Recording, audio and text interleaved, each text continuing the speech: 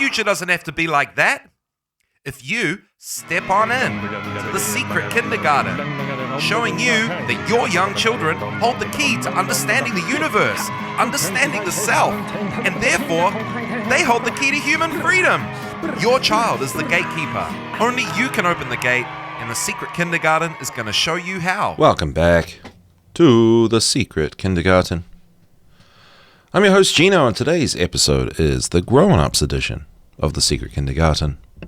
And in today's show, we're doing a recap because we're coming up to the end of the year. Well, it's basically the end of the year. It's the 29th of December down here in New Zealand. Probably the 28th where you are. You were just listening to Inside the Eye with Fetch, and you can tune into him Saturdays, 11 a.m. to 2 p.m. on Studio A, right here on Revolution Radio. And just a reminder that you can find the links to anything I'll read or refer to during the show in the description of this episode once it's published on my website. And you can check out previous shows in the revolution.radio archives of my show and all the other shows on this network. You can download my content for grown-ups or my 100 plus episodes for children on all podcast platforms. You can check me out, thesecretkindergarten.substack.com. On my YouTube channel, Rumble, you know how it goes. BitChute, not so much. Don't know why. Struggling to upload on there. Odysee and thesecretkindergarten.com. If you want to support me, I provide services that you can find on my website, thesecretkindergarten.com. Yeah. Hope you're all doing well. I hope you had a nice Christmas. This episode's going to be, informal. Informal. It's going to be a recap of all things the secret kindergarten. To finish off the year, it's a recap. Because I notice one or two listeners have come on board with questions that haven't been answered or don't get answered on my current format, which is finding answers to certain things. So we're going to get a broader perspective of what this is all about. All right. So kicking it all off, I went into early childhood education as an unqualified teacher. And I was thrown in the deep end, changing nappies and stuff. But you know what? I've done all that before. I'm from a very large family. And the point of my story is my quest for some kind of idealism and value in what I do in my life sort of paralleled or corresponded with, a discovery of truth, what is really going on. And because that timeline was paralleled, I stuck around with it, and I felt like there was something to do with what I'm supposed to be doing here on planet Earth. So that's how it started off, and how I started the secret kindergarten was basically from trying to do my job really well because of the controversy and kind of weirdness to a lot of people of being a guy working with children. And I discovered that I was getting this thing called intuition. And I started to realize that engaging with children with the desire for a good outcome for them was an intuition building practice. Yeah. So if we think about kids, they are connected, they are more magnetized to the things that are symbolic. Plants, animals, shapes, numbers, colors. That is the world of the young child, highly symbolic. And you immerse yourself in that world of symbolism when you immerse yourself in the world of kids. So how I started the show, or how I got the idea, was seeing the kids make a dodecahedron shape with these magnetic shapes, which is, yes, hi, Popsicle Toes. Good to hear from you, and I hope you had a Merry Christmas. Oh, fantastic. Yeah, the dodecahedron. It's probably the most complex shape you could make with the magnetic blocks. And I just got a synchronicity of the shape, that something to do with the dodecahedron was related to what I'm supposed to do. And at the same time, I sort of had an idea I should be making content about this stuff. So that's what happened there with the dodecahedron. And if we look at dodecahedron symbolism, it symbolizes spirit and ether, or the divine. It's connected to the higher chakras. And so this sort of symbolized this sort of, coming online to all of that, which is what the kids helped me with. It's associated with divine creation. 12-fold structure, possibly representing 12 steps of the ladder of life. I am getting this from AI, guys, just on the fly. Healing and transformation. And I think young children are healing. They can help you on your way to your deep healing, your shadow work. They're like a mirror. And obviously they symbolize transformation too. So the dodecahedron is kind of like the shape of the symbol that represents this dynamic. So the dodecahedron was kind of this profound thing for me. And there was obviously this a fair amount of Steiner's work on the shape, the dodecahedron. And it symbolizes meditation, and engaging with children, exercising your patience is a meditation. So that's what kick-started this whole thing. Peaceful, quiet, and rainy Christmas. Oh, that's lovely. I always wish everybody a peaceful Christmas, because, man, it's a hectic time. What a hectic time. Okay, so, dodecahedron. It's kicked it all off, all right? And then, obviously, studying natural law. So I because of the spiritual aspect, basically it was, I started to get synchronicities, as, a lot of us that start aligning with, or start coming online to what's true, or coming online to what we are actually supposed to do as an individual, we start to get synchronicities. And obviously the cliche one is the clock with 1111, 111111, which is a good one, right? So that's where I started. And I ignored it for quite a while because I thought, man, I'm going mad. And maybe I am mad. Probably am. But then that led to, me continuing to explore the truth. And obviously, natural law teachings were at the top of the list. Mark Passio's work, I found that first in terms of what is true, in terms of, alternative media, content in the truth movement.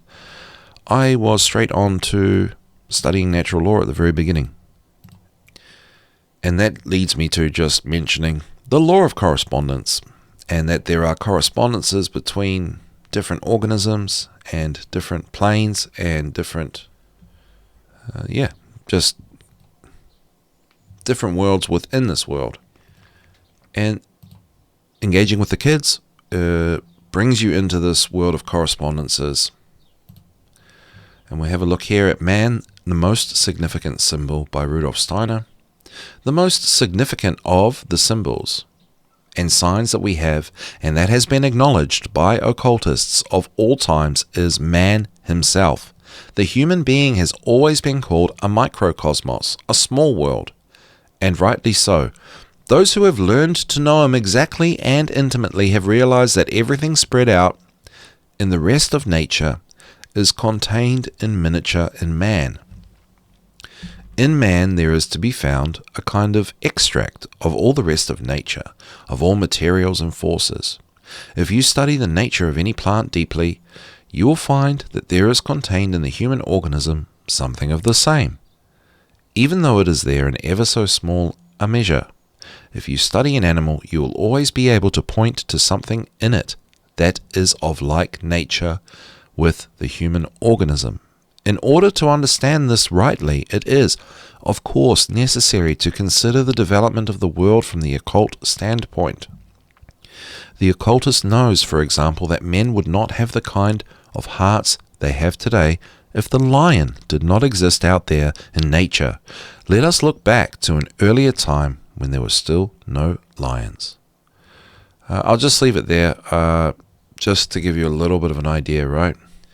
The point is, the young children bring you into this world of, it's magnetism, and it's feeling the pull of these correspondences, and this is the world where certain symbols resonate with you, or the children around you. And this is what the Secret Kindergarten is about. You can get guidance from this world. You can get guidance from symbolism and understanding that there are correspondences between the human body and symbols, and which are plants and animals and shapes and colors. And working with young children and just teaching kids, caring for kids, spending time with kids, tests your patience big time. In fact, toddlers are sorting out that space to see how much they can control and all that sort of thing, and they want to test your patience. And having your patience tested is an intuition builder.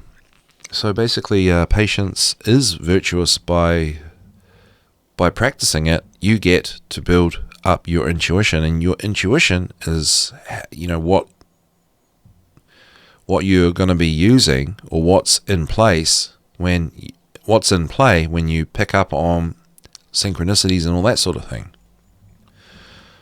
So, children bring you into this world of correspondences, of connectedness to other things, and they also build up your intuition to recognize and to notice these deeper meanings, notice these messages, which brings me to animal spirit guides.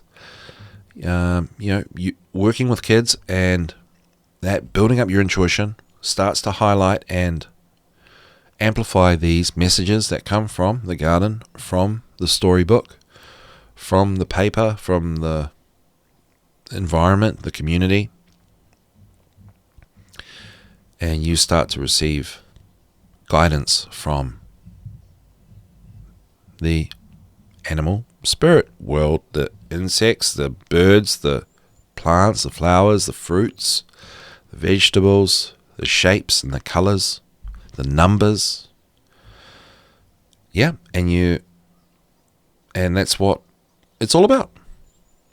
So it's a magical world, and I believe that going all the way back when, I think that's what, ancient Indo-European times, I think this was how everything came about for them. I think that's how fairy tales came about. I think they were extremely inclusive of children, and they revered children as one should, as people should.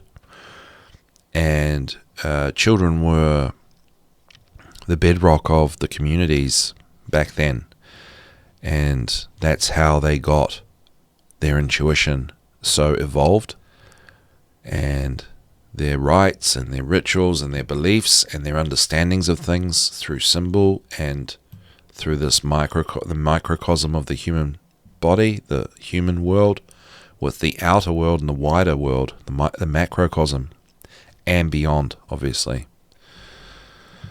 So yeah, that is that. What else am I going to look at? Let's have a look.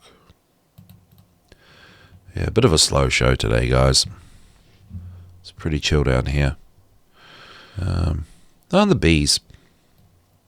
And there's something about bees which we haven't actually got to in depth yet on the Secret Kindergarten, but the bees as a kind of interface between, lots of things really. Do you know any gardeners? Any really serious gardeners? Well, if you meet one, you should ask them about bees, because very serious gardeners talk to the bees, and vice versa. The bees talk to them. And I think bees are like an access point to a realm, I would say a fairy realm. They're part of that sort of, mythology, if you can call it that. Well, they're also an interface to this sort of symbolism and spiritual messaging that you can get from the garden environment. And the garden environment is a very,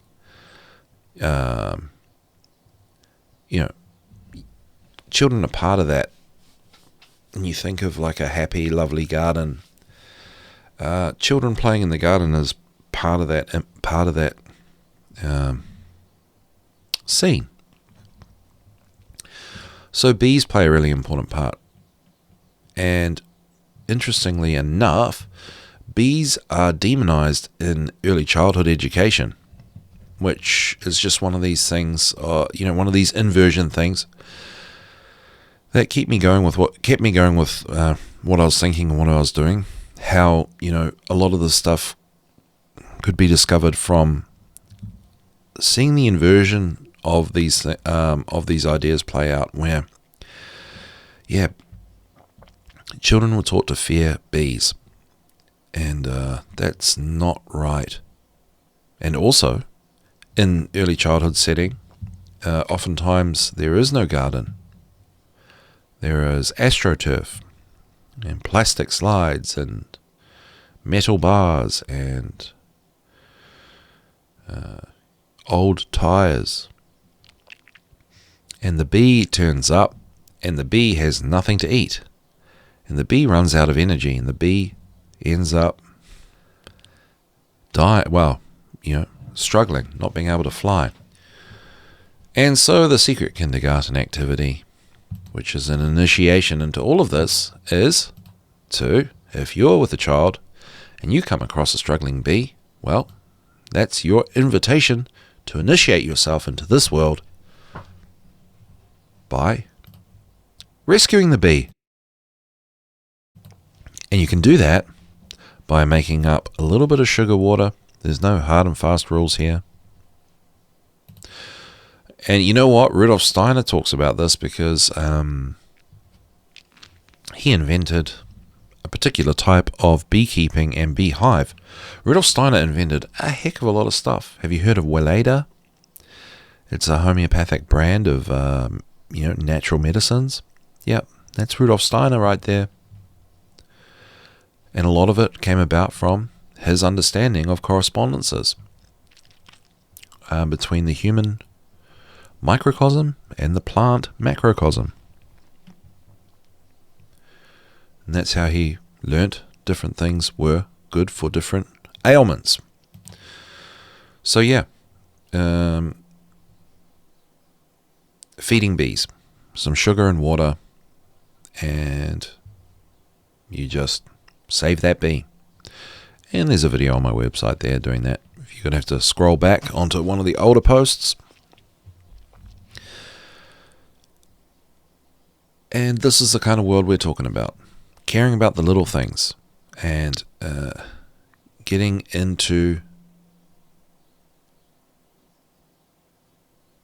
the garden, getting into the world of the young child and connecting with nature.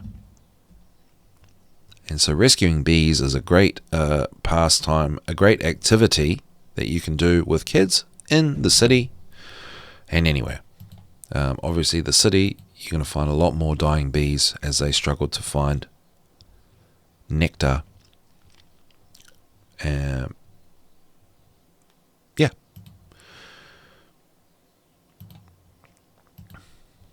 All right. I'm not very chatty today. Let's have a look. Something else I was going to tell you about bees. No, that's it. Just kids are taught to fear bees, and I think that that bees are, like, we know that bees are important, right? But the level of importance on fearing bees in early childhood education in the institutions is just crazy. It's just crazy. So all I'm saying is that, everybody should, if you take one thing from the secret kindergarten, like please kind of thing, is just, if you see a bee that's on the ground or somewhere and is not moving, flying around, please just get some sugar and water, mix it together, dip your finger and feed the bee. Just put your finger in front of the bee and the bee will drink the water. And then in a couple of minutes, the bee will fly away because you gave the bee sustenance. And even if there aren't kids around, just do that, because it's like, it's just bringing back the idea that bees are okay. And bees are not okay is a weird and wrong theme in the early years in the institutions. And there's no need to be afraid of bees. All right, what else are we going to do? Just having a look through my old stuff. So I discovered that the cockroach was my is one of my, if you have one, is the cockroach. That's me. So that's how I discovered this animal spirit guide thing. Was I was learning about these messagings and synchronicities and all that sort of stuff, and I was just starting to explore. So I'd go to work and something would pop out and it would be quite strong, like as if someone flashed some light in your eyes or something like that. And I think, okay, well, I'll look at that when I get home. And then I'd look at that and there'd be something in the meaning that actually had value or had resonance with what was on my mind, what I was going through, either emotionally or, something I had to do. And so I stuck with that, and I was getting cockroach, the cockroach symbolism. I was getting that on the regular in the early childhood centres. A common resource is a basket full of plastic molded or rubber molded insects, and basically you name the insect, it was in there. So there were a lot of different insects. And young children were giving me the cockroach as a gift. And I got it once, got it twice in a day. And out of all the insects to choose from, I thought, okay, well, now this is all going a bit far. And I was still kind of a bit avoidant of this whole thing. And then the next day at another centre, another child gave me a cockroach again, out of all the bugs that could be chosen from the basket. And I didn't even ask for one, right? So I'm not pushing this. Everything's child-led in these situations as part of the trick to all of this, to spend time with the children, but let the children lead the way. And keep your boundaries, of course. So it's not this crazy unschooling, kids can do whatever they want. Well, they can, but if they're hurting you or they're bothering you or they're doing something that you really don't agree with, then, come on, you're an adult.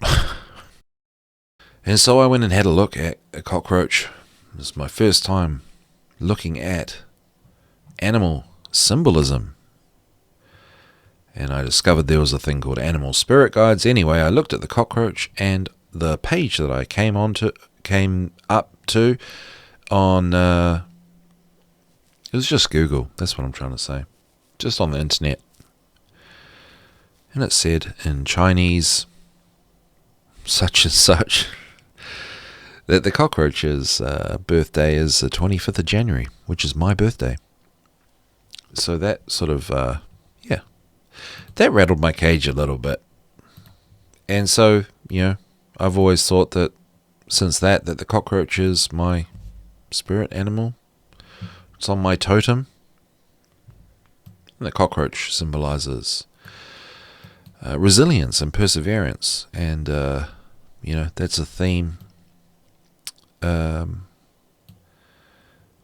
symbolizes something that I have and also something I really need help with in different aspects of my life. So my life has a theme of resilience, whether I don't have enough of it in certain situations and I clearly have it in others.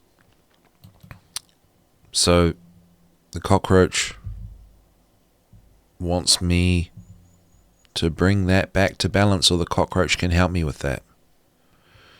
So I live in squalor with cockroaches running all around me and crawling all over my body. Just to remind me. I'm just kidding. Boy, that joke was really dry, but we're going to child activities. So how does your intuition build? Like, what do you do? And this is this made me think. This whole episode made me think. From one listener was sort of asking, so what exactly do we do? And here I am doing everything, thinking, oh, I've already told everybody what to do. Well, I haven't been specific because, first off, I'm not a parent, so this is probably falling on parental ears. But it really is for everybody, because this job to save the world, to change the world, to create freedom, it does start with the children, but it actually starts with all adults engaging with children in the correct way. Otherwise, we're not really going to change anything if we don't change that engagement. And the things you can do, well, you can do anything. You just got to be yourself. So I've got, earlier on my website, the first videos, as cringe as they may be, they cover activities that I would do with the kids that built my intuition. All it is repetitive and annoying, self-deprecating activities and games. So the number one that anyone can do is a high five. Kids like to give adults high fives, as you probably know. But then you have fun with that and you pretend that the high five hurt your hand because the 3-year-old that gave you the high five was really strong. Ow, that really hurt. When things don't go how they're expected to go in a playful situation, then that's pretend play, that's having fun, and the kids love it. And the kids love repetition, so they want to do it again.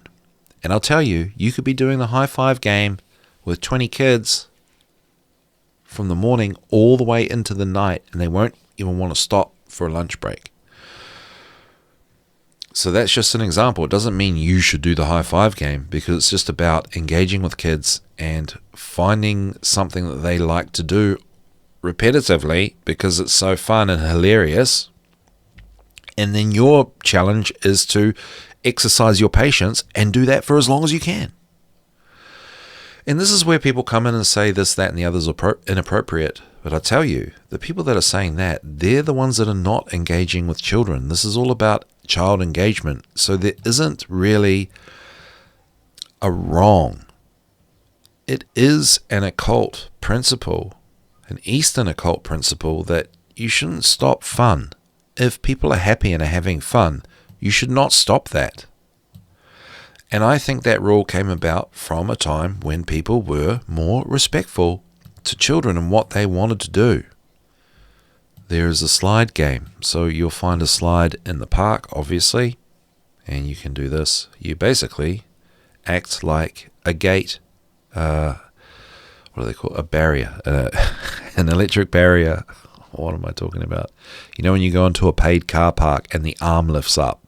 So your arm goes up to the top of the slide, and they have to say the kids have to say the magic password to lift up the barrier. And kids like robots, so I just pretended to, and aliens. They like a lot of things, right? Dinosaurs. So I pretended to be a robot. So I was the mechanical arm, the talking mechanical arm. And that one, oh my gosh, I've probably done that I've done that game for weeks on end with the kids. So that's a really good one, because you can everyone's got access to a slide is what I'm saying. You go to the park with your kids, and it's about engaging. The park has a park bench over the other side for the adults to watch. But the secret kindergarten is about getting into the playground as well. All right. And getting more self-deprecating, there's the swing activity where you push the child on the swing and you get in the way of the child swinging. So you push them and then you go and walk in front of them and they kick you over. It's slapstick. Again, probably one of the top 10 favorite things ever invented for, adult to child activities you can do. They don't want to stop. They do not want to get off the swing. It's the funniest thing ever. They basically kick your butt. So you've got to time it so you don't get injured and they don't get injured. You want them to just contact with you at the end of the trajectory. And that's another thing. So it's just repetitive, patience-building activities and making kids happy. That's the magical space that you build your intuition and you get graces from God. If you are more conservative and more serious and you want it to be a little bit more, say you're a homeschooler, well, you can't really use those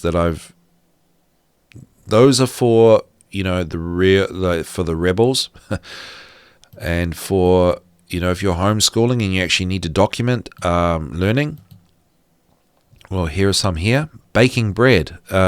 Baking bread is, I think every family should be baking bread with the kids. That includes 2-year-olds. If a kid can move their arms and walk, they should be baking bread with you at the table. Snot, boogers, and all. That stuff bakes out, and you don't have to eat it, but harden up. It's about this dynamic as the most important thing. So yeah, baking bread. That's another patience building exercise. Repetitive kneading the dough. Repetitive on a wider scale, like daily bread. Every 2 days, every 3 days. I would recommend doing it every day if that's possible, especially if you're homeschooling. That can be incorporated into the curriculum. All kinds of things to do with baking bread can be incorporated into the curriculum for all ages of kids. We're talking, at its most basic is science, right? Leavened, unleavened bread, dough structure, protein building, all that sort of thing, and then all the way back down to just gross and fine motor skills, ingredient measuring, numbers, maths, all that sort of thing. So baking bread, no one can, if you're just choosing not to do something like that because it's messy and it's annoying, that's the problem. That's the problem with humanity. I'm sorry. That's just how it is. So, help the children by baking bread with them in the home.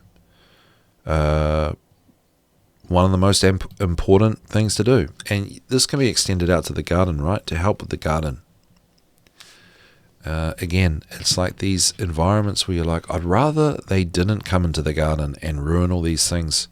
Well, let me tell you, just one moment, that I had this is my brag. It's not a humble brag, it is a brag. One of the last centers that I was a teacher at, we got into baking scones, and basically I kind of had free reign. And we had some children with behavioral difficulties. And anyway, they just needed some more responsibility. And we're talking 3 to 5 years old. So I had about 14 children, and this is just me. 14 3 to 5 year olds, and we would make scones. So the first 2 or 3 times was an absolute nightmare. We would go out of the class, all 14 of us, into the kitchen, we'd get the ingredients, we'd have a list, we'd turn the oven on, and then we'd go back and we would make scones. The first time I had a little bit of hand in what was going on, but after about the 3rd or 4th time, the kids were doing it all themselves, including opening the milk bottle, pouring the milk into the measuring jug, measuring the ingredients, and then after a few more times, they didn't even need the ingredients. They just knew from the texture of the dough that it needed more milk or less milk. And this was a basic scone. It was with baking soda, salt, flour, and milk. So like a classic scone. So there wasn't anything, it wasn't complicated. And yeah, so I had 14 kids. I literally had parents coming down to come and see the spectacle because they just couldn't believe it. And it's these kind of things that, in a way, I couldn't believe. I just decided, look, we can do it. I believe we can do it. And it really isn't that magical, but it is because we don't allow kids to just do these things. So when it came to the scone, it was like, oh, is the scone ready? Oh, no, it needs a bit more milk. So we'd put more milk in, and we'd have perfect scones. Oven at 220, cook for 12 minutes, done. So that's the kids. They can do anything. You just got to break through to that other side and ritualize it. Put it as a regular thing. So baking bread's really good. You'd literally have kids cooking a dinner for you if you wanted to. You've just got to spend your time and attention and exercise your patience to get there and to make it happen. Maybe there's a dish that they can make for you, eggs on toast, bacon and eggs, a sandwich. They can do it. They can do it. They just need your time and attention and regular repetition of the activity. And I do see these conscious parenting videos and chats and group chats and stuff, and they talk about how they want their kid to learn life skills. They are life skills. They are life. They just got to live life to get the skills. But everybody does it so separated. Like, I really need to teach my kid cooking. It's so frustrating. I don't know how to do it. Well, you're not spending enough time with your kid. They don't respect you enough to just do whatever it is that you want to do, because you're not making it engaging. You're not making it fun. And there's no trick to that. It's just you got to want to know that it's the most important thing, and it's the most fun thing, and it's the most magical thing, because it is. But if you don't know that, then it's going to be like, oh, I'm trying to get my kid to do this, I'm trying to get my kid to do that. I don't know. You're not in the zone. You're not in their world. You don't care about their world enough to make all those things happen. And that goes for parents too. It's just what's true. And, I do get pushback from people. I do get people actively, trying to shut my stuff down as well. Not that anyone really watches it. People bad-mouthing me and stuff. But it just reflects on the adult. The children are like a mirror. So this is all about child development, and anyone can get into it. It's just that we now live in a world where it's become more and more inappropriate to engage with children in the correct way. And if we look at incorrect child engagement, what's happening with all the children, the missing children, this is what motivates me. The inversion of this is what's going on, in the world of evil and the missing children, and what actually happens to them. And I'm talking about young children. The dark occultists, the controllers, they understand all of the stuff that's being said here today. And they're feeding their dark intuition. They're feeding their, the inversion of that. They want this to be destroyed. So it really is a powerful thing to, make bread with kids, just as an example. It really is. Making masks. Making masks is a cool activity. For homeschoolers and stuff, you can get all the benefits from engaging with kids, and you can also get your curriculum going through through making masks, and I think we've done a little bit about the role of masks in, just in culture, and that's something that's helpful for the kids, and it gives you a deeper understanding of your child and what they need and what they're going through. What masks do they choose? And that includes superheroes. So you'd wanted to be doing your research on symbolism to see why does my kid want to make a lion mask? It might be something to do with courage. It might be something to do physically with the heart, with something like that. Stone stacking. That's just an adventure you can go on with the kids, going collecting stones and stacking them together. If we've talked about Orgonite on my Otherworld Connections show, which you can tune in on Wednesdays, 3 p.m. Studio A, right here on Revolution Radio. Stone stacking, in my opinion, has similar effects to Orgonite, which we've talked about on Otherworld Connections. And so stone stacking, you can actually get, some feng shui going in your environment, in your community, in your home, in your garden. And let the kids help you with that by going on a stone collecting and stone stacking activity. So go out collecting stones, let the kids grab the stones, you grab some too. And I'll tell you that the kids will know. The kids are more connected with the intuitive aspect of where stones need to be placed and which stones want to be moved and which ones don't.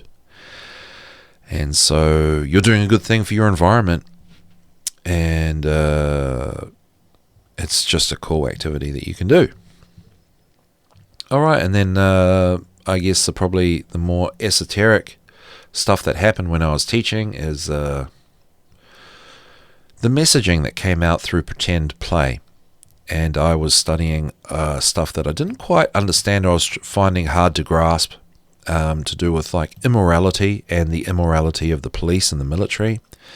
Order following, because I guess I was raised to be an order follower, as in people pleasing, be a yes man, just do things that people want you to do, which is a victim mentality. But what's my point here? Pretend play in the institutions for young children often has a theme of good versus evil, and what you find is that there are the good guys, usually superheroes, potentially princesses, and the bad guys. But guess what? They're also the police. Wouldn't you think the police are the good guys? Nope, the police are a separate entity of their own. So there are the good guys, there are the bad guys, there are the police. And do you know what the police do? The police do what the police do. They just throw you in jail and lock you up. Because that's what they're supposed to do. So if you ever get the chance to engage in free play, you might be now's a good time. You're probably around kids, even if you don't have any, to just play with the kids. Let them decide. Once they know that you're willing to do whatever they want, in terms of play, you're probably going to end up playing some kind of game where they are the police, or there's the good guys and the bad guys, and you're chosen to be the bad guy. But what you'll find is they understand through their behavior of the role of the policeman is basically a tyrant. The policeman doesn't care. The policeman just goes and locks you up because they're the police and they said so. Children understand innately that police are just enforcers. Is it the green language in police, Their polarities are ice, pole ice. Their polarities are frozen. Yes, I got that from Mark Passio. As in the hemispheres of their brain are arrested, Is that why they arrest people? Because they're arrested in their mind. They don't know what they're doing. They're just committing they're committing violence, not all the time, right? And that's the excuse. But my point is, young children understand at the heart of what police really are people that just follow orders and have powers over others. The bad guys, they understand the bad guys do bad things. And when the children pretend to be bad guys or pretend to be the police, they embody the same persona. And then the good guys are the superheroes. They're here to stop the bad guys. And this is where there's this funny crossover in police and the good guys and how it doesn't really work. It's amazing. And you only discover it through spending time with the kids. And the reason I say that is that wasn't just in one location. That was in multiple centers. It's just a thing. It's just a psychodrama that plays out in free play with young children. That the police are not moral. They're just order followers. So yeah. And we've got 1 minute left. And I was going to talk about 7 years old. So thanks to Revolution Radio for having me on the network and allowing to continue my explorations in context from grown up to grown up in the view of child development, pedagogy. We've reached 7 years old coming up to the end of the year. And we have figured that, I had figured that one initiation into 7, which is huge milestone in the development of the human being, massive, should be highly revered, is you could buy a computer for your 7-year-old. But that's just a solution, but all the solutions do seem to look at a world where a 3-year-old, a 2-year-old, a 4-year-old doesn't have any TV or technology. That damages them big time. And I don't know, there's no compromise there, unfortunately. So my solution, that one solution we've found here on the Secret Kindergarten, is to somehow delay the gratification of technology until 7 years old and then invest in a really good computer so the kids can sit down with a male figure and learn about the world. Great solution, perhaps not achievable, you tell me. But hey, much love. Happy New Year, everyone. Thanks so much for tuning in. I love you guys. Thank you for your support. Much love to everyone in the chat and on Revolution Radio, the hosts.